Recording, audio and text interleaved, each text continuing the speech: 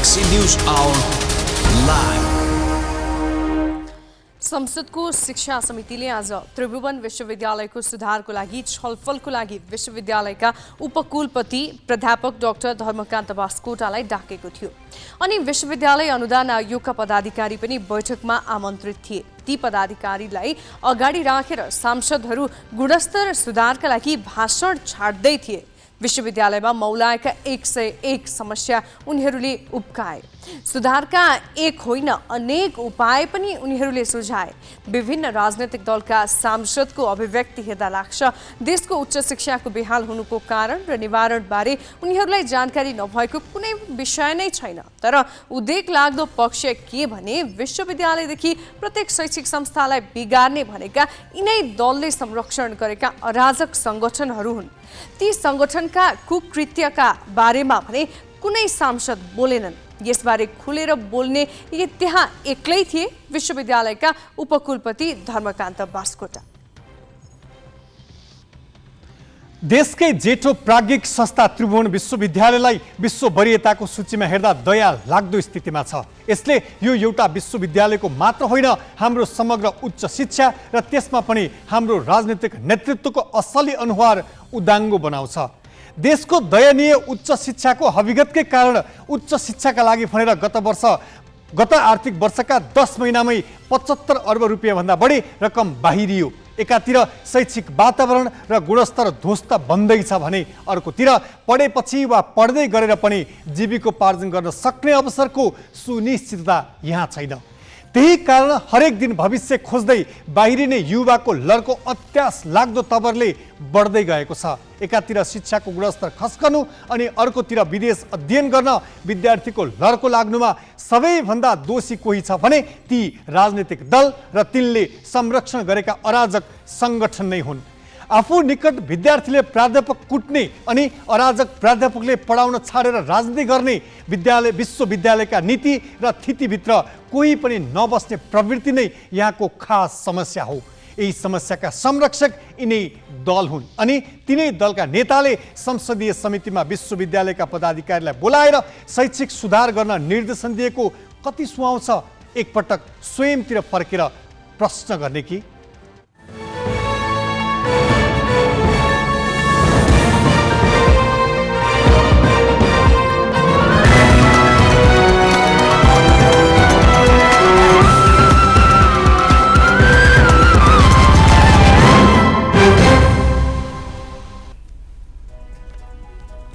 नमस्कार, यो हो गैलेक्सी न्यूज आवर। अब हेडलाइन्स।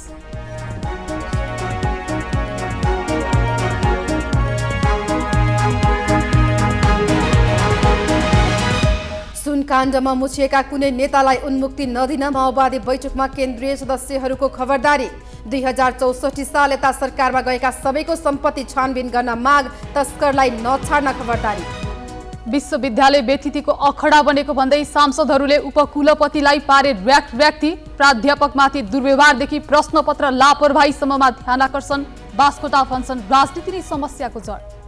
भारतको उत्तराखण्डमा केदारनाथ जाने बाटोमा 13 नेपाली पहिरोमा बेपत्ता भएको प्रारम्भिक विवरण। उद्धारका लागि समन्वय गर्न गृहद्वारा परराष्ट्र मन्त्रालय पत्राचार।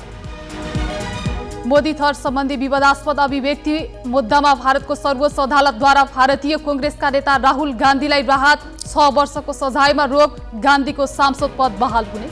र नेपाली राष्ट्रिय क्रिकेट टिमका पूर्व कप्तान ज्ञानेन्द्र मल्लद्वारा राष्ट्रिय टिमबाट सन्यासको घोषणा। अन्तर्राष्ट्रिय करियरलाई पूर्णविराम लगाउन आफ्ना लागि यो उपयुक्त समय भएको भनाई।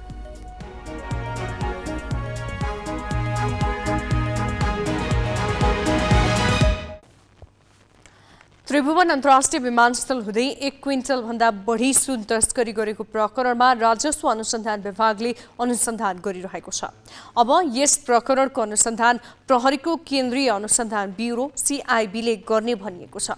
प्रधानमन्त्री पुष्पकमल दाहालले बिहिबार प्रधानमन्त्री निवास बालुवाटारमा सरकारवाला निकायहरूका पदाधिकारीसँग गरेको छलफलपछि 1 क्विन्टल सुन तस्करीको जिम्मा CIBलाई दिने भनेका छन्। CIBले जिम्मा पाएमा यस प्रकरणको अनुसन्धान अब कसरी अघि बढ्ला त? गत साउन 2 गते त्रिभुवन अन्तर्राष्ट्रिय विमानस्थलको भन्सार जाँचपास भइसकेर बाहिरिँदै गरेको ट्याक्सीमा 1 क्विन्टल भन्दा बढी सुन फेला पारेको थियो। मोटरसाइकल तथा स्कुटरका 320 वटा ब्रेक प्याडमा लुकाएर ल्याएको सुन राजस्व अनुसन्धान विभागको टोलीले सिनामङ्गलमा बरामद गरेको थियो। यस प्रकरणमा विभागले अनुसन्धान थालेको 18 दिनपछि प्रधानमन्त्री दाहालले यस प्रकरणको अनुसन्धानको जिम्मा सिआइबीलाई दिने भनेका हुन्। बिहिबार प्रधानमन्त्री दाहालको पहलमा रक्षा मन्त्री पूर्णबहादुर खड्का, गृहमन्त्री नारायण काजी श्रेष्ठ, प्रहरी महानिरीक्षक बसन्त कुँवर, सिआइबी प्रमुख किरण बज्राचार्य र राजस्व अनुसन्धान विभागका प्रमुख नवराज ढुङ्गाना सहितको बैठकमा प्रधानमन्त्रीले यसो भनेका हुन्। यस घटनामा राजस्व छलीको विषय मात्र नभएर अन्य अपराध समेत निहित भएकाले बहुआयामिक कोणबाट अनुसन्धान गर्न सक्ने निकायलाई जिम्मेवारी दिनुपर्ने आवाज उठिरहेको थियो। राजस्व अनुसन्धान विभागले प्रहरीसँग सहयोग माग्दा एकजना उपरीक्षक कृष्ण पङ्गेनीलाई मात्र पठाइदिएको थियो। विभागको अनुसन्धानले मात्र यस घटनाको सबै आयामबाट अनुसन्धान हुन नसक्ने बुझाइका आधारमा सरकारले सिआइबीलाई जिम्मा दिन खोजेको हो भने त्यो सकारात्मक पनि हो। यद्यपि शुक्रबार साँझ अबेरसम्म सरकारका कुनै निकायले यस सम्बन्धी पत्राचार नगरेको सिआइबीका अधिकारीले ग्यालेक्सी फोकेलाई बताएका छन्। विभागले हालसम्म राजस्व चुहावट अनुसन्धान तथा नियन्त्रण ऐन 2052 अनुसार अनुसन्धान गरिरहेको छ। यस कसुरमा राजस्व छली भएको हो वा होइन भन्ने बारे मात्रै अनुसन्धान हुन्छ। तर यस प्रकरणमा संगठित गिरोहको संलग्नता र यसमा भारत र चिनिया सुरक्षा निकायसँग समेत समन्वय गरेर विस्तृत अनुसन्धान गर्नुपर्ने भएकाले सिआइबीले नै यसको प्रभावकारी अनुसन्धान गर्न सक्छ। राजस्व अनुसन्धान विभाग मार्फत राजस्व छलीको कसुरमा अनुसन्धान जारी रहँदा पनि संगठित अपराधको कसुरमा सिआइबीले बृहत अनुसन्धान गर्न सक्छ।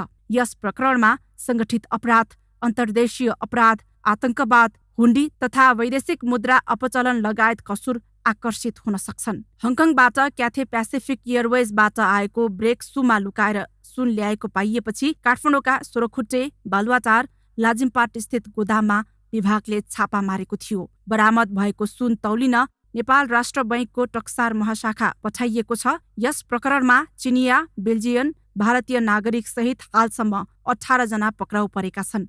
प्रहरीले विदेशमा लुकेर बसेका अरू संदिग्ध व्यक्तिलाई पनि झिकाउन सक्छ।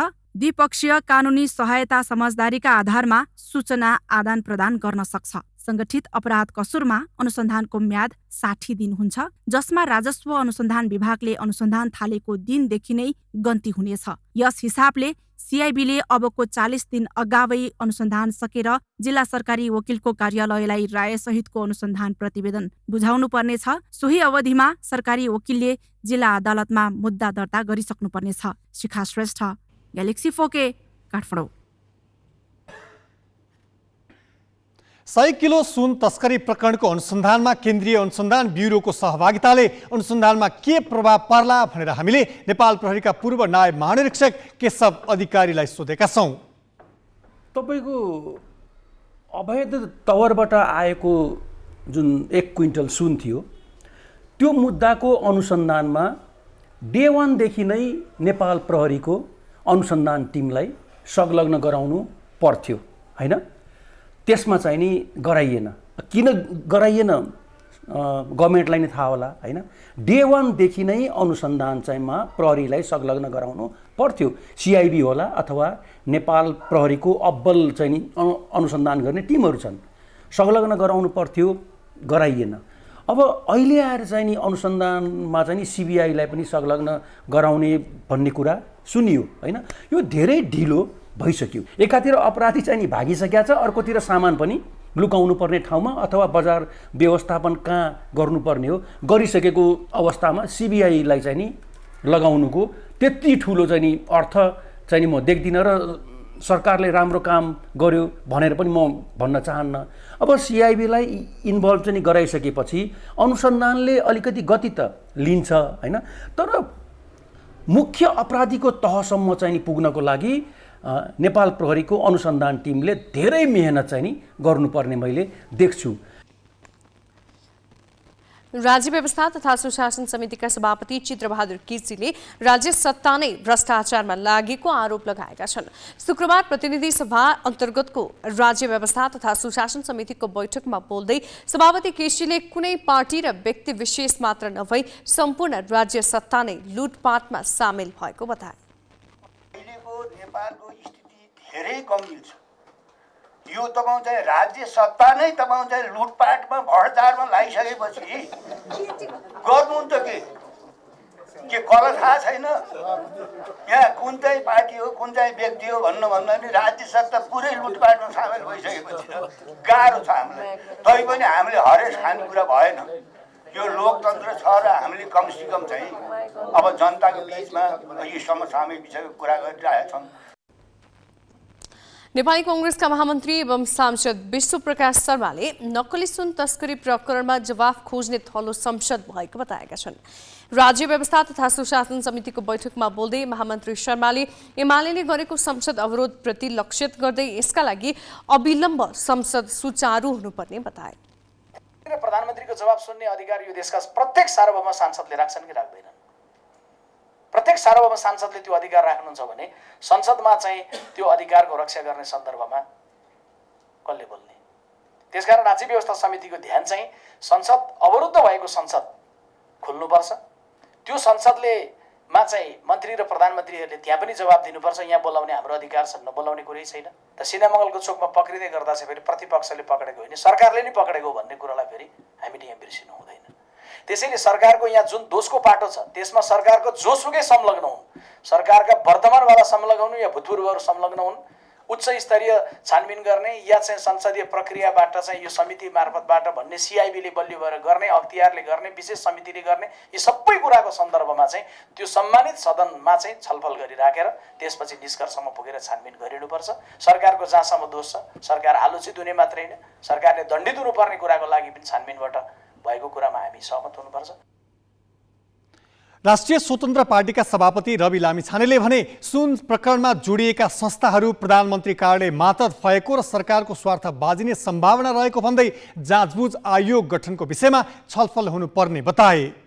बैठक नबस्नुको कारण प्रमाण लुक्ने सम्भावना, संदिग्धहरू भाग्ने सम्भावना हामीले जानी दिइराखेका छौँ कि यत्रो ठुलो काण्डलाई हामीले किन यस्तो नजरअन्दाज गर्यौँ? त्यस कारणले म यति चाहिँ अनुरोध गर्न चाहन्छु कि यो छानबिन अगाडि बढाउनको लागि आजकै बैठकले निर्देशन दिनु पर्यो। अब छानबिनका लागि कुराकानी गर्दाखेरि यहाँनिर कन्ट्राडिक्सन हुने ठाउँहरू छ र कतिपय ओभरल्यापिङ हुने ठाउँहरू छ र कन्फ्लिक्ट अफ इन्ट्रेस्टका ठाउँहरू अब यहाँ प्रशस्त देखिने ठाउँहरू आए। सिआइबीको पनि हेडलाई अथवा अन्य सरकारवालाहरूलाई राखेर विज्ञहरूलाई राखेर एउटा जाँचबुझ आयोग बनाउन सक्ने, शक्तिशाली आयोग बनाउन सक्ने प्रावधान पनि रहेछ। यसको आवश्यकता छ छैन म छलफलको लागि साथीहरूलाई अनुरोध गर्न चाहन्छु। किन आवश्यक छ जस्तो मलाई लाग्छ र छलफल गर्नुपर्छ होला जस्तो मलाई लाग्छ भने स्वागतज्यू, अब निकायहरूको कुराकानी गर्दा अहिले अब प्रधानमन्त्री कार्यालय अन्तर्गत राजस्व अनुसन्धान निकाय छ। अब उसको क्षेत्राधिकारभित्र यी कयौँ कल डिटेल हेर्नु पर्ला, त्यहाँ व्हाट्सएपका म्यासेजहरू चेक गर्नु पर्ला, त्यो व्हाट्सएपको म्यासेज चेक गर्दाखेरि सम्बन्धित देशमा त्यसका मुख्यालयहरू छन् त्यहाँ पठाउनु पर्ला, त्यो अथोरिटी कसलाई छ, कुन निकायलाई छ, त्यो एकदमै फरक ठाउँमा गएको हुनाले यसलाई चाहिँ जाँचबुझ आयोगको आवश्यकता छ कि राख्नै पर्छ भनेर मैले जोड लगाउन खोजेको होइन, तर यसलाई छलफल गर्नुपर्ने हो कि आवश्यकता छ कि। माओवादी केन्द्रको जारी केन्द्रीय कमिटी बैठकमा बोल्ने अधिकांश केन्द्रीय सदस्यले पार्टीको सांगठनिक स्थिति कमजोर बन्दै गएको भन्दै पार्टी नेतृत्वमाथि प्रश्न उठाइरहँदा शुक्रबारको बैठकमा भने पछिल्लो समय सुन तस्करी प्रकरणमा जोडिएका पार्टीका नेताबारे प्रश्न उठाएका छन्।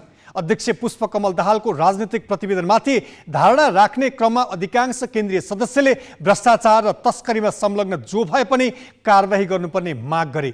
यति मात्र होइन, 2064 साल यता सरकारमा गएका प्रत्येक नेताको सम्पत्ति छानबिन हुनुपर्ने सम्मको आवाज बैठकमा उठेको छ। पछिल्लो समय सुन तस्करी प्रकरणमा माओवादी केन्द्रका प्रभावशाली नेता समेत मुछिएका छन्। 1 क्विन्टल सुन त्रिभुवन विमानस्थलका सम्पूर्ण जाँच प्रक्रिया छलेर बाहिरिएको घटनाले कांग्रेस नेता एवं अर्थमन्त्री प्रकाश शरण महतसँगै माओवादी नेता एवं गृहमन्त्री नारायण काजी श्रेष्ठमाथि पनि प्रश्न उठेको छ। यस काण्डमा पक्राउ परेका चिनिया मूलका बेल्जियन नागरिक दावा छिरिङको पनि माओवादीका उच्च तहका नेताहरूसँग घनिष्ठ सम्बन्ध देखिएको छ। यो घटनासँगै यसअघिका सुन तस्करी प्रकरणमा प्रत्यक्ष प्रमाण हुँदाहुँदै अनुसन्धान नै कमजोर बनाएर माओवादी नेता कृष्णबहादुर महरा र उनका छोरा राहुल महरालाई जोगाएको विषयले माओवादी बैठकमा झन ठूलो तरङ्ग पैदा गरेको छ।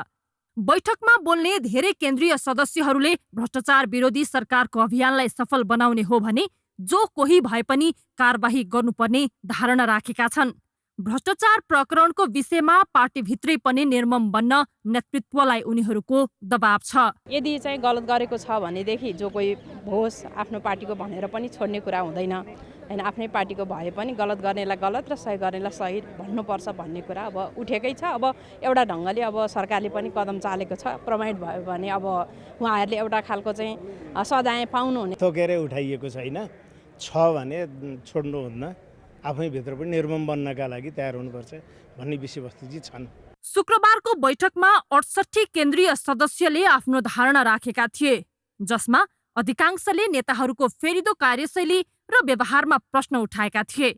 अझ सुन प्रकरणको विषयमा त उनीहरूले नेतृत्वले आफ्नो वा अरूको नभनी छानबिन गरेर दोषी देखिए कारबाही गर्नुपर्छ भनेका छन्।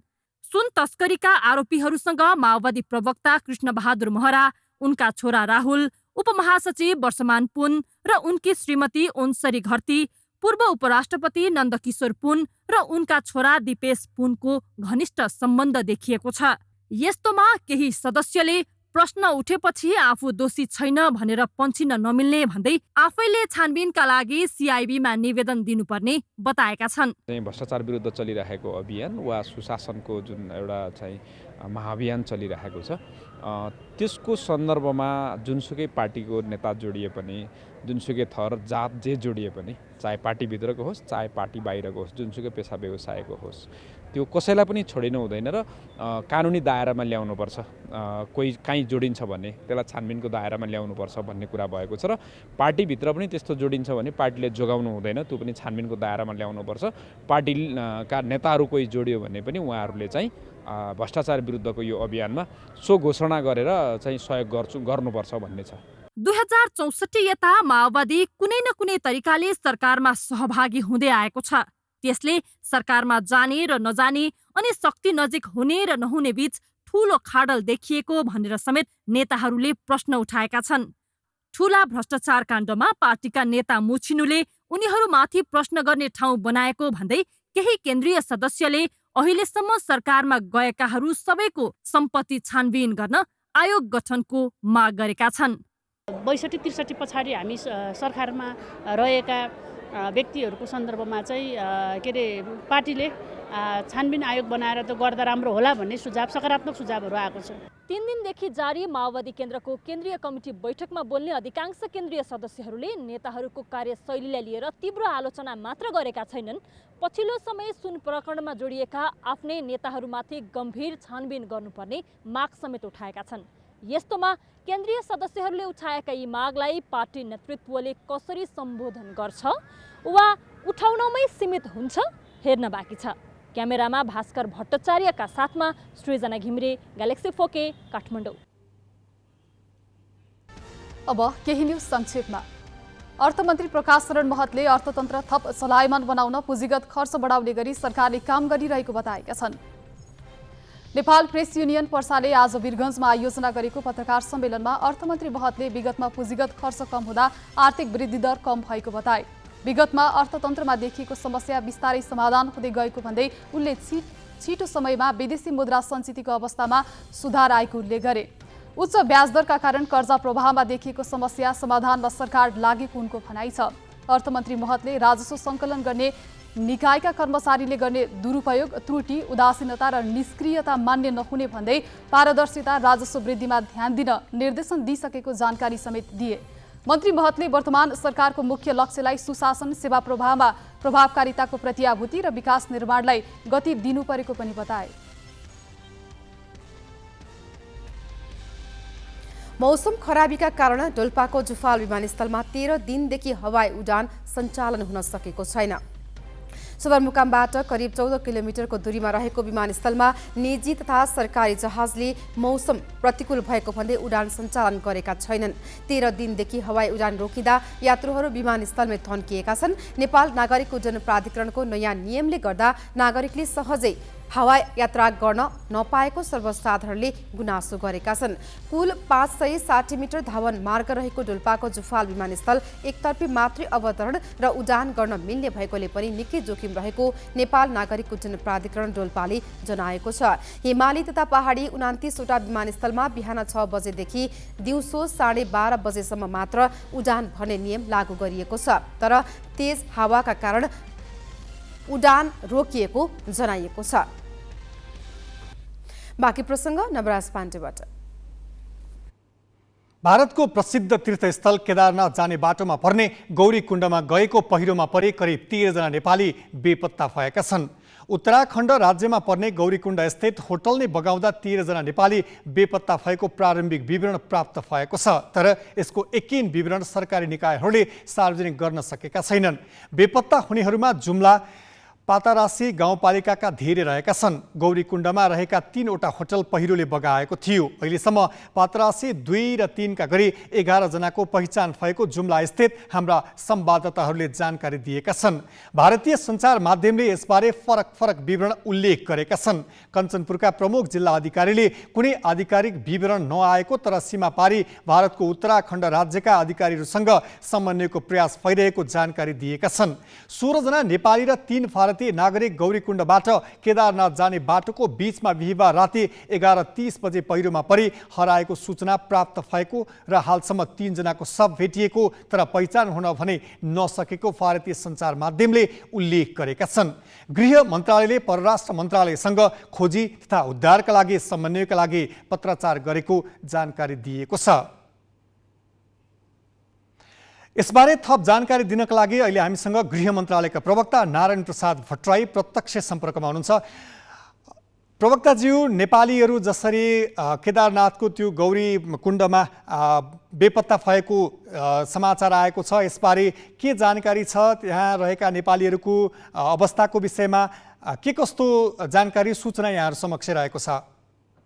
हामीले आज दिउँसो यो सम्बन्धी सूचना भारतीय सञ्चार माध्यमबाट थाहा पाइसकेपछि तत्कालै सीमावर्ती जिल्ला कञ्चनपुरका प्रमुख जिल्ला अधिकारीलाई भारतीय समकक्षीसँग समन्वय गर्नको लागि जिम्मेवारी दिएका छौँ। त्यसबाहेक परराष्ट्र मन्त्रालयलाई यो भारतीय सरकारसँग यो खोज उद्धार कार्यको समन्वय गरिदिनको लागि पत्रचार गरिसकेका छौँ र हामी त्यसका लागि गृह मन्त्रालय आफैले पनि सम्बन्धित निकायहरूसँग समन्वय गर्ने अपडेट लिने कामहरू गरिरहेको छ। अहिले यो घटनाको बारेमा एकिन तथ्याङ्क आइसकेको छैन तर हामी त्यसको निरन्तर सम्पर्कमा सहजीकरणमा छौँ। जसरी कञ्चनपुर र केही जिल्लाका व्यक्तिहरू त्यहाँ रहेको भनेर प्रारम्भिक विवरणहरू आएका छन्, त्यहाँ सम्बन्धित जिल्लाका जिल्लाधिकारीहरूले त्यहाँको गाउँको त्यहाँका नागरिकहरूको अवस्थाको विषयमा केही खोजबिन भएको, त्यहाँका परिवारका सदस्यहरूले केही जानकारी गराएको र कुन कुन ठाउँका नागरिकहरू त्यहाँ रहेको भन्ने केही सूचना गृह मन्त्रालयसम्म आइपुगेको छैन? हामीलाई प्राप्त सूचना अनुसार बढी जुम्ला जिल्लाका नागरिकहरू रहेको भनेर त्यहाँको प्रमुख जिल्ला अधिकारीले स्थानीय नागरिकहरूलाई उद्धृत गर्दै हामीलाई सूचना दिनुभएको थियो। ठ्याक्कै उताबाट पुष्टि नभएसम्म उहाँ कहाँको नागरिक हुनुहुन्छ, नेपालीहरू कतिजना हुनुहुन्छ हामी यकिन भन्न सक्ने अवस्थामा छैन। तर सम्बन्धित सबै निकायहरूबाट यस सम्बन्धी आवश्यक चासो समन्वय सहजीकरण भइरहेछ। यो अलि द्रुत गतिमा यसको उद्धारको लागि, खोजीको लागि र समन्वयका लागि परराष्ट्र मन्त्रालय होला, भारत स्थित नेपाली दूतावास, यी समन्वयहरूमा चाहिँ कतिको तदारुकताका साथ काम भइरहेको छ? हामीले यो तत्काल थाहा पाउने बित्तिकै आज दिउँसो नै पत्रचार गरेका थियौँ। हामीले परराष्ट्र मन्त्रालयलाई लेखिसकेपछि सम्भवतः परराष्ट्र मन्त्रालयले भारत स्थित नेपाली दूतावाससँग समन्वय गरेर उहाँहरूले त्यहाँको प्रयास अगाडि बढाउनु भएको छ। यतातिरबाट स्थानीय तहमा पनि आवश्यक सहजीकरण भइरहेको छ। सरकारले गर्ने त्यो खोज उद्धार सम्बन्धी कार्यमा भारतीय सरकारसँग समन्वय गर्ने, सहजीकरण गर्ने कार्यमा कुनै कमी भएको छैन। तर अब यस सम्बन्धी सूचना थप आएपछि विस्तृत जानकारी हुनेछ। हस्, जानकारीको लागि यहाँलाई धन्यवाद। उहाँ हुनुहुन्थ्यो गृह मन्त्रालयका प्रवक्ता नारायण प्रसाद भट्टराई। यसै विषयमा थप जानकारी दिनका लागि सुर्खेत स्थित हाम्रो ब्युरो प्रमुख सुदीप पुरी हुनुहुन्छ। सुदीपजी, अहिले जसरी भारतको उत्तराखण्ड स्थित त्यहाँ गौरीकुण्डमा गएको पहिरोका कारण केही नेपालीहरू बेपत्ता भएको भनेर समाचारहरू आइरहेका छन् र धेरै नेपालीहरू जुम्ला जिल्लाका रहेको पनि प्रारम्भिक विवरणहरू आएका छन्। यसबारेमा तपाईँसँग के जानकारी छ? कुन जिल्लाका र जसरी हाम्रो कर्णाली प्रदेशको कुन कुन जिल्लाका नागरिकहरू त्यहाँ रहेको के छन् जानकारी? भारतको प्रसिद्ध तीर्थस्थल केदारनाथ जाने बाटोमा पर्ने गौरीकुण्डमा गएको पहिरोमा परि 13 जना नेपाली बेपत्ता भएको समाचार छ। त्यहाँ गृह मन्त्रालयले परराष्ट्र मन्त्रालयसँगको समन्वयमा भारतीय अधिकारीहरूसँग र भारत स्थित नेपाली दूतावाससँग पनि त्यहाँ रहेका व्यक्तिहरूको खोजी उद्धारको लागि समन्वय गरिरहेको जानकारी गराइएको छ। यसै विषयमा थप जानकारी दिनका लागि हाम्रा संवाददाता सुदीप पुरी हुनुहुन्छ। सुदीपजी, भारतको जुन केदारनाथमा पर्ने गौरीकुण्डमा गएको पहिरोमा परेर 13 जना नेपाली बेपत्ता भएको र धेरै व्यक्ति कर्णाली प्रदेशको जुम्ला जिल्लाको रहेको भनेर प्रारम्भिक जानकारी आएका छन्। यसबारे थप जानकारी के छन् यहाँसँग? पक्कै पनि नम्रत, जसरी आज भारतको उत्तराखण्डको केदारनाथ मार्ग गौरीकुण्डमा पहिरो जाँदाखेरि कर्णालीका अधिकांश नागरिकहरू बेपत्ता भएका छन्, जसमा रोजगारीको सिलसिलामा गएका अहिलेसम्मको प्रारम्भिक जानकारी अनुसार सबैभन्दा बढी कर्णाली प्रदेशको जुम्ला जिल्लाको जुम्ला पातरासी गाउँपालिका वडा नम्बर 2 र 3 नम्बर वडाको 11 जना नागरिकहरू बेपत्ता भएको जिल्ला प्रशासन कार्यालय जुम्लाले प्रहरी परिचालन गरेर त्यहाँको स्थलगत टेलिफोन मार्फत अथवा त्यहाँ रहेका नेपालीहरू मार्फत अहिलेसम्मको जानकारी लिएर चाहिँ यहाँ पहिचान खुलेको भनेर जानकारी गराएको छ। जुम्ला नगर पातरासी गाउँपालिका 3 चौरा बस्ने जोरा रावतको छोरा सुखराम रावत, त्यस्तै गरी सतल सिंह बोहराको छोरा बम बहादुर बोहरा, त्यस्तै गरी मानबहादुर बोहराको छोरा अमर बोहरा र उनकी श्रीमती 26 वर्षीय अनिता बोहरा र उनका छोरा पृथ्वी बोहरा, 6 वर्षीय जटिल बोहरा, 3 वर्षीय वकिल बोहरा र छोरी 14 वर्षीय राधिका बोहरा, त्यस्तै गरी 8 वर्षीय पिङ्की बोहरा समेत बेपत्ता भएको जिल्ला प्रशासन कार्यालय जुम्लाले जानकारी गराएको छ। त्यस्तै गरी सोही पातरासी गाउँपालिका वडा नम्बर 3 बस्ने मुनबहादुर बुढाको छोरा धर्मराज बुढा र लालबहादुर कामीका छोरा चन्द्र कामी बेपत्ता भएको अहिलेसम्म प्रारम्भिक पहिचान भएको जिल्ला प्रशासन कार्यालय जुम्लाले जानकारी दिएको छ। विभिन्न अहिलेसम्मको त्यहाँ पहिरोबाट परेर कर्णाली प्रदेशका नागरिकहरू बेपत्ता भएको विभिन्न समाचारहरू आइरहेको छ, तर अहिलेसम्मको स्थिति हेर्दा यहाँका कर्णाली प्रदेशको सबैभन्दा बढी बेपत्ता भएको जिल्लामा जुम्लाको पर्दछ, जसमा अहिलेसम्म 11 जनाको पहिचान खुलिसकेको छ। त्यस्तै गरी हुम्लाको 3 जना बेपत्ता भएको खबर छ, जसमा एकै परिवारका 3 जना सदस्य रहेका छन्। त्यस्तै गरी भरतपुर नगरपालिका भरतपुर को 1 जना परेको भनेर जिल्ला प्रशासन कार्यालय जुम्लाले हामीलाई जानकारी गराएको छ भने त्यहाँ 17 जना मध्ये 3 जना स्थानीय भारतीय नागरिक नै रहेको भनेर हामीले खबर प्राप्त गरेका छौँ यतिखेरसम्म नमराज। सुदीपजी, जसरी त्यहाँको जिल्ला प्रशासन कार्यालयले ती क्षेत्रका नागरिकहरूको पहिचान भइसकेको जानकारी गराइरहँदाखेरि उनीहरूको खोजी तथा उद्धारको अवस्था के छ, त्यहाँ के कस्ता संयन्त्रहरू मार्फत खोजी भइरहेको छ भन्ने विषयमा पनि तपाईँलाई के जानकारी दिएका छन्?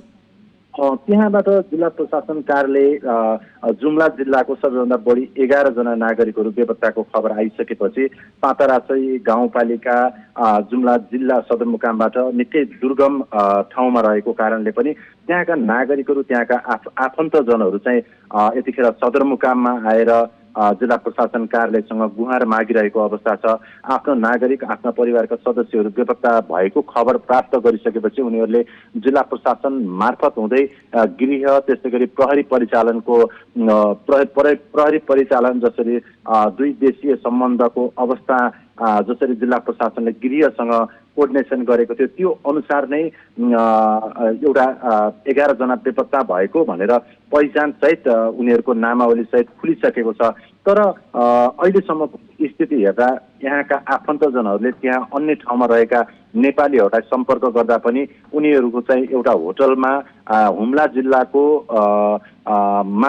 हुम्ला जिल्लाबाट गएका एक नेपालीको होटलमा बसिरहेको अवस्थामा त्यो होटलै बगाइसकेपछि अब बाँच्ने अथवा त्यहाँको पहिरो त्यहाँको भौगोलिक अवस्थाको कारणले जसरी पहिरो गएको छ जसरी घर बगेको छ उनीहरूको उद्धार कार्य चाहिँ भारतीय त्यहाँका प्रहरीहरूले गरे तापनि अहिलेसम्मको त्यहाँ रहेका नेपालीहरूले अब जीवित उद्धार हुने सम्भावना निकै कम भएको भनेर यहाँका आफन्तजनहरूले बताएका छन् नवराज। र पक्कै पनि यो क्षेत्र कर्णाली प्रदेशबाट विशेष गरी भारतीय मूलमा चाहिँ रोजगारीको सिलसिलामा जाने अत्यधिक नेपालीहरूको संख्या दिनानुदिन बढ्दै गएको छ। यहाँ प्रमुख रोजगारीको गन्तव्य भनेकै भारत रहेको छ।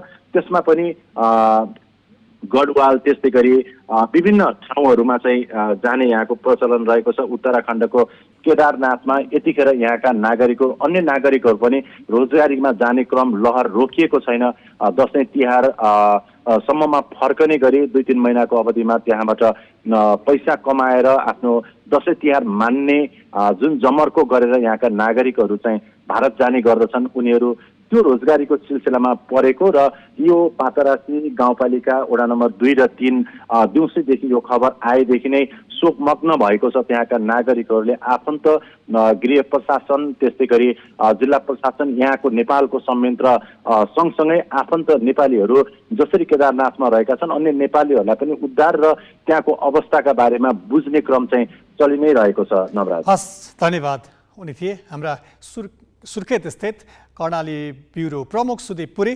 भारतको उत्तराखण्ड स्थित केदारनाथमा पर्ने गौरीकुण्डमा गएको पहिरोमा परि 13 जना नेपाली बेपत्ता भएको दुःखद समाचारबारे जानकारी गराउँदै अब केही न्यूज संक्षेपमा। भारतको सर्वोच्च अदालतले अखिल भारतीय कांग्रेसका नेता राहुल गान्धीलाई मानहानि मुद्दामा कैद सजाय गर्ने तल्ला अदालतको फैसला कार्यान्वयन रोकिदिएको छ। शुक्रबार सर्वोच्च अदालतमा गान्धीको निवेदनमाथि सुनवाईपछि गान्धीलाई भाषण गर्ने समयमा सावधानी अपनाउन सचेत पनि गराएको छ। मानहानि मुद्दामा भारतको सुरत अदालतले 2 वर्षको कैद सजाय सुनाएको थियो। उक्त फैसलासँगै गान्धीको सांसद पद पनि खारेज भएको थियो। आगामी 8 वर्षसम्म चुनाव पनि लड्न नपाउने भएका थिए। गान्धी सो फैसला विरुद्ध सर्वोच्च अदालत पुगेका थिए। सर्वोच्चले शुक्रबार सुरत अदालतको फैसला कार्यान्वयन नगर्न आदेश दिएको हो। अब गान्धी सांसद पदमा बहाल हुनेछन्। उनी संसदको जारी अधिवेशनमै भाग लिन पाउनेछन्। सन् 2019मा कर्नाटकमा एक चुनावी कार्यक्रममा भारतीय प्रधानमन्त्री नरेन्द्र मोदी लक्षित टिप्पणी गर्दा समुदाय विशेषको आत्मसम्मानमा चोट पुर्याएको गान्धीमाथि आरोप छ। गुजरातका बीजेपी नेता पूर्णेश मोदीले यस टिप्पणी विरुद्ध मुद्दा दर्ता गराएका थिए। अमेरिकाका पूर्व राष्ट्रपति डोनाल्ड ट्रम्पले 2020को चुनावी नतिजा उल्ट्याउन खोजेको आरोप अस्वीकार गरेका छन्। ट्रम्पमाथि सन् 2020को राष्ट्रपतीय चुनावको नतिजालाई उल्ट्याउने प्रयास गरेको आरोपसहित 4वटा फौजदारी अभियोगमा मुद्दा चलाइएको छ। मुद्दाको प्रारम्भिक सुनवाईका लागि उनलाई हिजो वाशिंटन डीसीको अदालतमा उपस्थित गराइएको थियो। सुनवाईका क्रममा उनले आफू निर्दोष रहेको र राजनीतिक प्रेरित अभियोग लगाएको बताएका छन्। ट्रम्प व्हाइट हाउस छाडेपछि हिजो दोस्रो पटक वाशिंटन पुगेका थिए। गएको 4 महिनामा उनले तेस्रो पटक फौजदारी अभियोगको प्रतिरक्षामा अदालतमा उपस्थित भएका हुन्। ट्रम्पमाथि यसपटक 4वटा अभियोग लागेका छन्, जुन आगामी चुनावमा उनको उम्मेदवारीलाई प्रभाव पार्न सक्ने सबैभन्दा गम्भीर अभियोग मानिएको छ। उनी विरुद्ध मुलुकलाई धोका दिने षड्यन्त्र रचेको, साक्षीलाई प्रभावित पारेको र नागरिक अधिकार विरुद्ध रणनीति बनाएको अभियोग रहेको छ। ट्रम्पले यसअघि गोप्य कागजातको गलत प्रयोग र आफ्ना बारे जानकारी लुकाउन पोर्न स्टारहरूलाई पैसा खुवाएको अभियोगमा यसअघि नै बयान दिइसकेका छन्। बाँकी प्रसङ्ग सोनिका अर्यालबाट। त्रिभुवन विश्वविद्यालयका बेथितिमाथि प्रतिनिधि सभाका सांसदहरूले प्रश्न उठाएका छन्। आज बसेको शिक्षा, स्वास्थ्य तथा सूचना प्रविधि समितिमा बोल्ने सांसदले देशकै जेठो विश्वविद्यालय बेथितिमा रुमलिएको भन्दै उपकुलपति धर्मकान्त बास्कोटालाई र्याक्ती पारे। उपकुलपति बास्कोटाले भने राजनैतिक दलहरू नै यसमा सबैभन्दा बढी दोषी भएको भन्दै सांसदहरूतिरै औँला तिर्स्याए। तर विश्वविद्यालयभित्र आज मूल समस्या के हो भन्दा त्यहाँ चाहिँ ह्यारेसमेन्ट छ। ह्यारेसमेन्ट कहाँ छ भन्दा प्राध्यापकहरू, खास गरी महिला प्राध्यापकहरू आज पनि ह्यारेस छन्। दिनको कोठाभित्र ह्यारेसमेन्ट बेहोरेका थुप्रै घटनाहरू छन्। त्यसका बारेमा विश्वविद्यालयले कसरी सुधार गर्ने भन्ने कुरा अब चाहिँ सुरु गर्ने कि नगर्ने। संसदको प्रतिनिधि सभाको शिक्षा, स्वास्थ्य तथा सूचना प्रविधि समितिमा सांसद विद्या भट्टराईले त्रिभुवन विश्वविद्यालयभित्र मौलाएको व्यथितिको यस्तो खुलासा गरिरहँदा यहाँ केही बेर सन्नाटा छाएको थियो। त्रिवीमा लामो समय सेवा गरेकी सांसदले क्याम्पसमा महिला प्राध्यापकहरूमाथि दुर्व्यवहार हुने गरेको भन्दै त्रिवीको सुरक्षा प्रणालीमाथि प्रश्न उठाएपछि उपकुलपति प्राध्यापक धर्मकान्त बास्कोटाले पनि अस्वीकार गर्न सकेनन्। बरु अहिले हरेक क्याम्पसमा 2 अनिवार्य महिला सदस्य हुने गरी दुर्व्यवहारको गुनासो सुन्ने समिति बनाइएको र दोषीलाई कारबाही गर्ने गरिएको बताए। केन्द्रको हातमा रेक्टरको संयोजकत्वमा र सम्बन्धित ठाउँमा हामीहरूको त्यहाँको क्याम्पस प्रमुख, त्यसमा फेरि महिला प्रतिनिधित्व अनिवार्य रूपमा 2 जनाको राख्ने गरी एउटा टिम बनाइदिएको छ। त्यो टिममा पहिले उजुरी गर्नुपर्छ। त्योभन्दा माथि आयो भने हामी लिन्छौँ केन्द्रमा। त्यहाँ पनि भएन, त्यो अझै गम्भीर देख्यो भने महिला सेलमा पठाइदिने गरेको छ र त्यो हिसाबले हाम्रा सहायक डिन जस्ता मान्छेहरू पनि निलम्बनमा परेको कुरा म यहाँहरूलाई जानकारी गराउँछु। संसदीय समितिमा देशकै जेठो विश्वविद्यालय मौलाएकामा व्यथितिका अनेक पत्र सांसदहरूले उक्काए। उपकुलपति बास्कोटालाई र्याक्ती पारे। सांसद सुमना श्रेष्ठले त्रिवीले प्रश्नपत्र बनाउँदा गरेका गल्ती र त्यहाँ मौलाएको अराजकता तथा दण्डहीनताको प्रसङ्ग उक्काइन्। इक्विभ्यालेन्समा म्यासिभ प्रब्लम छ, म्यासिभै प्रब्लम छ। एक त विद्यार्थीहरू बाहिर गएका छन्, फर्केर आउँछु नेपालमा के गर्छु भन्ने विद्यार्थीहरूलाई हामीले किन निरुत्साहित गर्दैछौँ? अक्सफोर्ड युनिभर्सिटीबाट पिएचडी गरेको मान्छेले विश्वको जुनसुकै ठाउँमा पनि काम पाउँछ नि, पाउँदैन र? नेपालमै आउँछु, नेपालमै के गर्छु भन्ने मान्छेलाई किन दुःख दिने? यसमा मैले आन्सर खोजेको क्याटेगोरी वाइज एकाडेमिकली करिकुलम तपाईँहरूले कहिले रिभाइज गर्नुभयो, त्यो करिकुलम इन्टरनेसनल लेभलमा के छ, त्यसको अब्जेक्टिभली विद्यार्थीहरूले काम पाए कि पाएन त्यसबाट मेजर गर्नु पर्यो। विद्यार्थी पलायन रोक्न र पाठ्यक्रम समय अनुकूल बनाई परीक्षा समेत सुधार गर्न के कुराले रोकेको छ भनेर समेत जनप्रतिनिधिले प्रश्न गरे। यस्ता प्रश्न गर्नेमा पूर्व शिक्षा मन्त्री देवेन्द्र पौडेल समेत थिए। अब हामीले एउटा निर्णय गर्न पर्ने दिन आयो। जसले गोल्ड मेडल लिएर आएको छ, जसले पिएचडी गरेको छ, हामीले डाइरेक्ट प्रोफेसर दिनुपर्ने आवश्यकता छ नेपालमा। यदि राख्ने हो भने युवालाई पनि 15-16वटा कतिवटा फ्याकल्टीका युथहरू त नेपाल बस्ने भयो नि, तिनको कारणले अरू पनि नेपालमा बस्ने भयो। त्यस कारणले यो कुरालाई हामीले दिनु पर्यो। निकै चाहिँ नेगेटिभ, हाम्रा विश्वविद्यालयहरू व्यवस्थित छैनन्, हाम्रो चाहिँ प्रणाली व्यवस्थित छैन भन्ने कुरा आम रूपमा गएको छ। पहिलो कुरा यसलाई सुधार गर्नुपर्छ र सक्ने कुराहरू परीक्षा प्रणालीमा सुधार, यो कुनै चाहिँ अरू कसैले रोकिने विषय होइन। तपाईँहरू 3 जना हुनुहुन्छ, तपाईँहरूको चाहिँ सक्रियतामा, तपाईँहरूको प्रयत्नमा त्रिभुवन विश्वविद्यालयको सिनेटमा निर्णय गरेर गर्न सकिने कुरा हो। परीक्षा प्रणालीमा सुधार गर्नको निम्ति म अनुरोध गर्न चाहन्छु। समितिमा बोल्ने अधिकांश सांसदले त्रिवीको व्यथिति सुधार्दै देशको जेठो विश्वविद्यालयलाई अब्बल बनाउन पदाधिकारीले जोडबल गर्नुपर्ने बताइरहँदा उपकुलपति बास्कोटाले भने विभिन्न समूह र राजनीतिक संगठनका कारण भयरहित वातावरणमा काम गर्न नपाएको भन्दै सरकारले विश्वविद्यालयको अपनत्व ग्रहण नगरेको गुनासो गरे। कति बेर हामीलाई हमला हुन्छ भन्ने छैन, भइहाल्यो भने पनि हाम्रो कानुनी आधार पनि सबै गुम्दो रहेछ भनेपछि यो बारम्बार अहिले हामीलाई प्राध्यापकहरूले म माथि तेर्स्याउने पोजिसन हो र यसको जवाब म दिन पनि सक्दिनँ। मैले प्रयास गर्ने हो, यो ठिक काम भएन भन्ने मैले राज्य संयन्त्रलाई भन्ने हो, त्योभन्दा अरू गर्न सक्दिनँ। यो कारणले गर्दा, यो केसले गर्दा पनि एउटा सुरक्षाको प्रत्याभूति हुन सक्छ। त्रिवी मार्फत देशभर 1124 क्याम्पस छन्। विश्वविद्यालय अनुदान आयोगका अनुसार देशभर सञ्चालित 11 विश्वविद्यालय मध्ये त्रिवीमा मात्रै 75% विद्यार्थी अध्ययन गर्छन्। तत्कालीन सशस्त्र विद्रोही नेकपा माओवादी र राज्यका तर्फबाट 2063 सालमा विस्तृत शान्ति सम्झौताका क्रममै आयोग बनाएर द्वन्द्वकालीन मुद्दा 6 महिनाभित्र निरूपण गर्ने भनियो। त्यसका लागि संक्रमणकालीन न्यायका संयन्त्र बनाउने भनेर नियमित अदालतमा मुद्दा नचलाउन दिएन, तर त्यस्ता संयन्त्र बनाउन 8 वर्ष लगाइयो। 2071 को माघमा 2 वर्षका लागि गठन गरिएको ती संयन्त्रलाई 4 वर्षसम्म तन्काइए पनि तिनले उजुरी सङ्कलन बाहेक अरू कुनै काम गरेनन्। अहिले तर न त्यस्ता संयन्त्रमा पदाधिकारी छन् न त कसरी न्याय दिने भन्ने प्रक्रिया नै टुङ्ग्याइएको छ। हुँदाहुँदा यस्ता आयोगले कामै गर्न नसक्ने र जस्तासुकै आपराधिक मुद्दा पनि राजनीतिक आडमा भटाभट फिर्ता लिएर पीडकलाई उन्मुक्ति दिने विधेयक सरकारले संसदमा ल्याएपछि पीडितहरू झन् प्रताडित बन्न पुगेका छन्।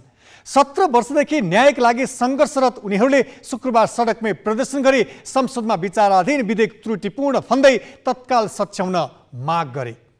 बसेर जनतालाई दिनुपर्ने न्याय दिन सकेको छैन।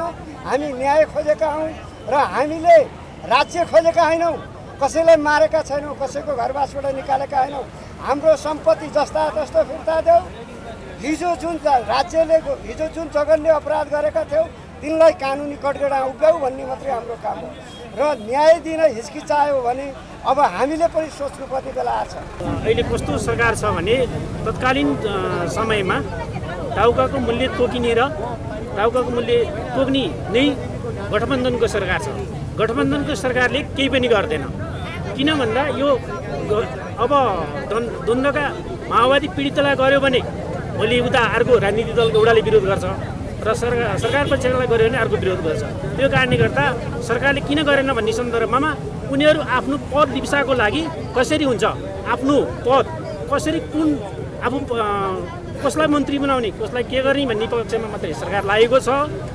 मानवता विरुद्धको अपराध जस्ता गम्भीर अपराधलाई पनि क्षमायोग्य बनाएको छ यो विधेयकले। जुन कि अन्तर्राष्ट्रिय परिभाषामा पर्ने जुन अपराधहरू यो कुनै पनि हालतमा क्षमा हुँदैन। त्यस्तो किसिमको प्रावधानहरू जुन छ भने जुन एउटा यो सत्य आयोग र बेपत्ता सम्बन्धी छानबिन आएका पदाधिकारीहरू जो सिफारिस समिति छ त्यो सिफारिस समिति पनि त्रुटिपूर्ण छ। त्यो सिफारिस समितिले गर्ने सिफारिसहरू चाहिँ राजनीतिक भागबन्डामा गरेको हाम्रो पहिलाको अनुभव छ। समग्र द्वन्द्व पीडितले गरेको योजनामा चाहिँ हामीले एकीबद्ध सँगसँगै र हाम्रो माग मुद्दालाई चाहिँ छिटोभन्दा छिटो सम्बोधन होस् भनेर चाहिँ आजको यो धरना कार्यक्रममा आएका छौँ र नेपाल सरकारको कानुन न्याय तथा मामिला मन्त्रालयमा र मानवाधिकार समितिमा रहेको मस्यौदालाई चाहिँ चाँडोभन्दा चाँडो चाहिँ के अरे कार्यान्वयन होस् र छिटोभन्दा छिटो पीडकलाई चाहिँ कारबाही गर्दै पीडितहरूलाई चाहिँ आर्थिक सहायता र राहतको व्यवस्था गर्दै अगाडि बढोस् भन्ने विषयको कुरोलाई चाहिँ हामीले आज यहाँको यो धरनालाई चाहिँ 2 घन्टे धरनालाई चाहिँ उपयुक्त गरेको हो। संघीय मामिला तथा सामान्य प्रशासन मन्त्री अमनलाल मोदीले ठूला नेताहरूले आफ्ना निकटकालाई अनुकूल सरुवाको लागि दबाब दिँदा सुशासनमा कठिनाइ भएको गुनासो गरेका छन्। संसदको राज्य व्यवस्था समितिमा बोल्दै उनले क्षमताका आधारमा मात्र सरुवा बढुवा हुने र सोर्स फोर्स नचल्ने दाबी पनि गरे। कर्मचारी पनि अब अपडेट गरेर आउँदैछन्। हामी सरुवा प्रणाली पनि मेरिटको हिसाबमा पठाउँछौँ। बढुवा भएका साथीहरूलाई मेरिटको हिसाबमा मेरिट दिन्छौँ। क ख ग घ जहाँ छ तपाईँको 1 नम्बर पाउने कुन रोज छ 2 कुन अब आउने मेरिटको हिसाबमा गरिदिन्छ। हामी कसैको सोर्स कुरा सुन्दैनौँ। 1 नम्बर 2 नम्बर 3 नम्बर जो छ जहाँ जहाँ मेरिटको हिसाबमा त्यो प्रणाली हामी लागू गर्न खोज्दैछौँ र यो पनि चाहिँ एउटा चाहिँ आउने व्यवस्था र केही कुराहरू राजनीतिक तहबाट अब मान्यज्यूहरू पनि आफूलाई अनुकूल पर्ने जो बढी मात्रामा चाहिँ र जनप्रतिनिधि साथीहरू तलका जनप्रतिनिधि एकदम राजनीतिक रूपमा चाहिँ बढी मात्रामा अलिकति चाहिँ कर्मचारी व्यवस्थापनमा अलिक टर्चर अलिक चाहिँ हामीले भनेकै मान्छे हुनुपर्दा यो सुशासन कायम गर्न सकिँदैन। तसर्थ यो कुरालाई पनि मध्यनजर गरेर सबै मान्यज्यूहरूले सहयोग गर्नु भने हामीले भनिरहेछौँ। हामी युवा साथीहरूले राम्रो गर्न सकेनौँ भने आज चाहिँ सिंहदरबार अगाडा बनाएका कयौँ कर्मचारी साथीहरू चाहिँ जो बस्नुभयो उहाँहरूलाई हटाइरहेका छौँ। यसको चाहिँ हामी अन्याय गर्न चाहँदैनौँ। उहाँहरूलाई पछि फेरि पनि तान्छौँ एउटा सरुवा प्रणाली भन्दा यो मोडलबाट गइरहेछौँ।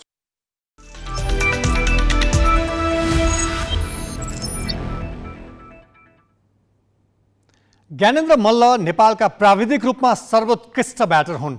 10 वर्षसम्म उपकप्तान रहेर पारस खड्काको कप्तानीलाई सघाएका उनले करिब 3 वर्ष आफैले कप्तानी सम्हालेका थिए। क्रिकेटमा नेपालले प्राप्त गरेको सबै खालका सफलताका साक्षी उनले राष्ट्रिय टिमबाट 18 वर्ष खेले र आज खेल जीवनबाटै सन्यासको घोषणा गरे। काठमाडौँमा आयोजित एक कार्यक्रमका माझ राष्ट्रिय क्रिकेट टिमका पूर्व कप्तान ज्ञानेन्द्रले खेल जीवनबाट नै बिट मारेको घोषणा गर्दा वातावरण निकै भावुक बनेको थियो। परिवार विशेष गरी मेरो श्रीमती जसले मेरो हरेक सुख दुःखमा साथ दिइन्। छोरी मेरो खुसी जो क्रिकेट र क्रिकेट बाहिरको खुसी पाए र सम्पूर्ण आफन्तलाई पनि सम्झन चाहन्छु।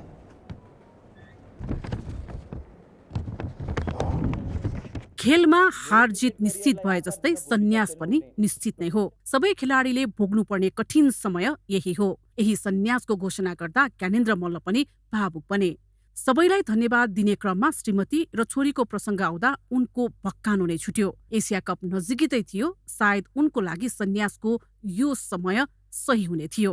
तर ज्ञानेन्द्रले आज राष्ट्रिय टिमबाट मात्र नभई खेल करियरबाटै अलग्गिएको घोषणा गरे। उनले यही समय ठिक रहेको कारण यो निर्णय गरेको बताए। कारण होइन, अब यत्रो वर्ष क्रिकेट खेले होइन, अब कारण भन्दाखेरि अब यो टाइम हो जस्तो लाग्छ होइन। अब चेन्ज हुनुपर्छ होइन, अब प्राकृतिक नियम नै हो होइन।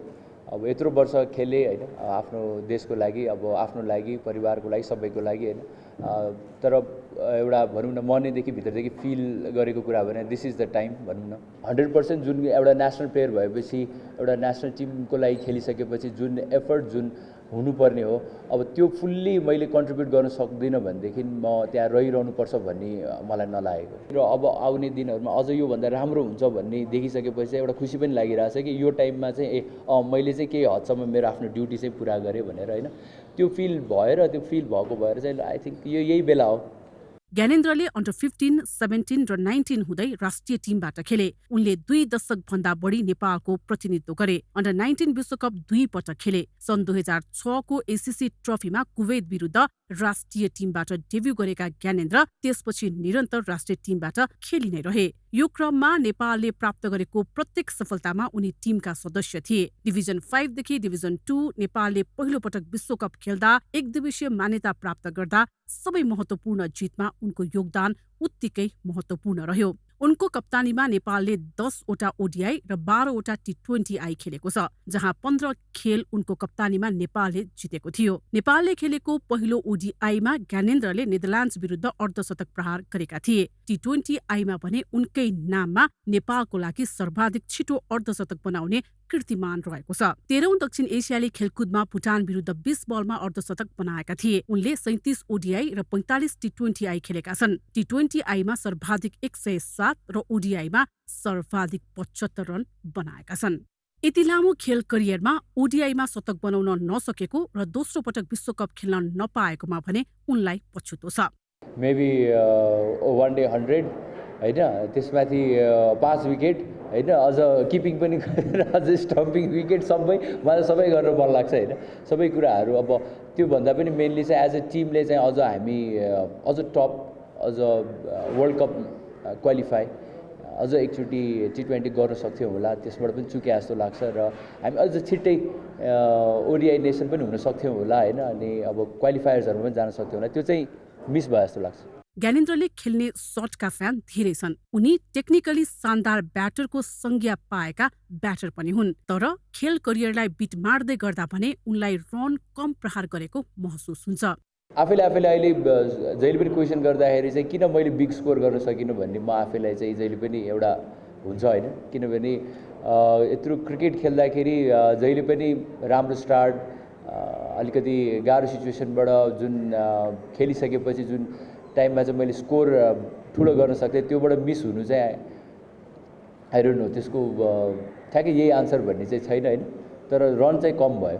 सफलता र खुसी मात्र होइन, अनुशासनको कारबाहीमा पर्दै कप्तानको जिम्मेवारी खोसिएको र केही समय राष्ट्रिय टिमबाट बाहिर रहेको तितो अनुभव पनि उनले भोगे। फेरि टिममा फर्किए। पछिल्लो समय उनी धेरै खेलमा प्लेइङ 11 परेनन्। टिमभित्रै रहेर सहयोग गरे। सबै खाली खेलबाट बिदा लिए पनि क्रिकेटभन्दा बाहिर नजाने उनले बताए।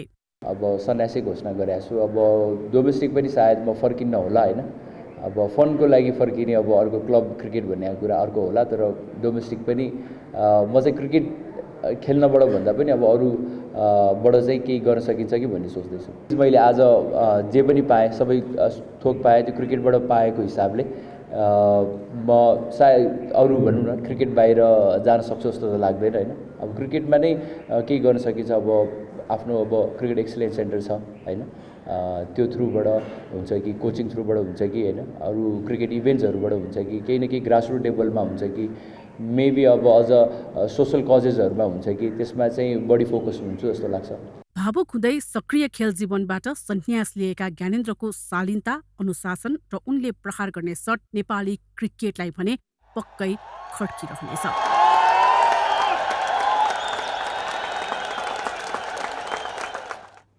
ज्ञानेन्द्र मल्लले सक्रिय खेल जीवनबाट सन्यासको घोषणा गर्ने कार्यक्रममा राष्ट्रिय टिमका सदस्य कुशल भुर्तेल पनि आएका थिए। ज्ञानेन्द्रलाई सम्मानका लागि उनी पुगेका हुन्। ज्ञानेन्द्रको अभाव अब टिममा कति पर्छ र ज्ञानेन्द्र मल्लको खेल करियरलाई कसरी सम्झनुहुन्छ भनेर हामीले कुशल भुर्तेललाई सोधेका छौँ। जहिले पनि खेलिरहेको बानी अब उसरी हेर्ने मेरो लिस्ट मेरो ओडिआई मेरो T20 आई सब दाइकै क्याप्टेन्सीमा डेब्यू भएको थियो मेरो होइन। सो अफकोर्स नराम्रो त लागिहाल्छ होइन। त्यही पनि दाइले यत्रो इयर्सको लागि सर्भ गर्नुभयो होइन। अब धेरै राम्रो करियर थियो होइन। सो नराम्रो लागेछ। त्यही पनि अब खुसी पनि छु अब दाइ अब आफ्नो सेकेन्ड लाइफ स्टार्ट गर्दै हुनुहुन्छ। जहिले मिस हुनुहुन्छ दाइ होइन। जहिले पनि टिममा नहुँदाखेरि हामी मिस गर्छौँ होइन। एउटा सिनियर दाइ हुनुहुन्छ जो एउटा मात्रै जो सिनियर दाइ हुनुहुन्छ जो पहिल्यैदेखि खेलिराख्नु भएको थियो। अहिले कोही पनि छैन त्यस्तो टिममा। अब अहिले हेर्ने हो भने अब करण दाइ सोमपाल दाइ मात्रै हुनुहुन्छ एउटा। नत्र अब हामी जहिले दाइको प्रेजेन्स मिस गर्थ्यौँ होइन। अब दाइको सिकाउने कुराहरू दाइले भन्ने कुराहरू होइन। सो सबलाई हेल्प हुन्थ्यो त्यो चाहिँ मिस गर्छौँ हामी। पहिलेदेखि रोल मोडल जस्तै होइन। अब पहिलेदेखि नेपाली क्रिकेट फलो गर्दाखेरि अब ज्ञानु दाइ पारस सारा दाइहरू फलो गरिराख्ने होइन। सो अब पछि अब मैले कहिले पनि सोचेको थिएन अब ज्ञान दाइसँग म खेल्छु होला कहिले पनि भनेर होइन।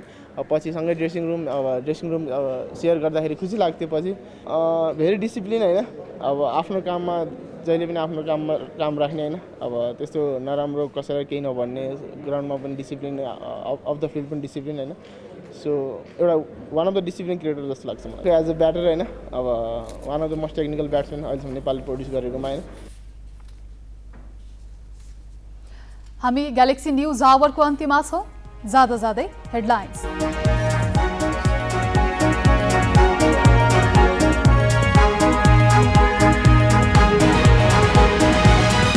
सुनकाण्डमा मुछिएका कुनै नेतालाई उन्मुक्ति नदिन माओवादी बैठकमा केन्द्रीय सदस्यहरूको खबरदारी। 64 साल यता सरकारमा गएका सबैको सम्पत्ति छानबिन गर्न माग। विश्वविद्यालय व्यतिथिको अखडा बनेको भन्दै सांसदहरूले उपकुलपतिलाई पारे र्याक्ती। प्राध्यापकमाथि दुर्व्यवहारदेखि प्रश्नपत्र लापरवाहीसम्ममा ध्यानाकर्षण। बास्कोटा भन्छन् राजनीति नै समस्याको जड। भारतको उत्तराखण्डमा केदारनाथ जाने बाटोमा 13 नेपाली पहिरोमा बेपत्ता भएको प्रारम्भिक विवरण। उद्धारका लागि समन्वय गर्न गृहद्वारा परराष्ट्रलाई पत्राचार। मोदी थर सम्बन्धी विवादास्पद अभिव्यक्ति मुद्दामा भारतको सर्वोच्च अदालतद्वारा भारतीय कांग्रेस नेता गान्धीलाई राहत। 6 वर्षको सजायमा रोक। गान्धीको सांसद पद बहाल हुने। र नेपाली राष्ट्रिय क्रिकेट टिमका पूर्व कप्तान ज्ञानेन्द्र मल्लद्वारा राष्ट्रिय टिमबाट सन्यासको घोषणा। अन्तर्राष्ट्रिय करियरलाई पूर्णविराम लगाउन आफ्ना लागि यो उपयुक्त समय भएको भनाई।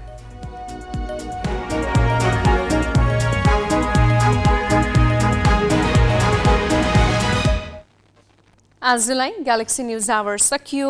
नमस्ते।